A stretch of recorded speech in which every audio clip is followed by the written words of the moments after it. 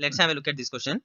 Here a function is given, that is sin square x by x, and we need to find the limit of the given function when x is tending to 0. For that, let's directly substitute the value of 0 in the given function. That yields sin square 0 by 0, that is equal to sin square 0 is 0 divided by 0, that is indeterminate form. Now, in order to obtain the limit of a given function, we have to use L'Hopital's rule.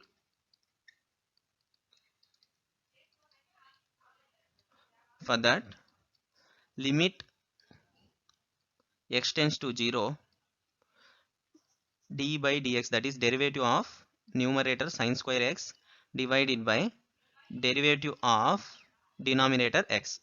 Now let's find derivative of sin square x, that is d by dx of sin square x is 1 minus cos 2x by 2. The derivative is, that is d by dx of 1 by 2 minus derivative of cos 2x by 2, that is equals to derivative of constant is 0 minus 1 by 2 times derivative of cos 2x is minus sin 2x times 2 by using chain rule of the derivatives. Okay, here 2 gets cancelled, minus minus will become plus, so that becomes sin 2x. So derivative of sin square x is sin 2x, and derivative of x is 1. Derivative of x is 1. So let's substitute this one.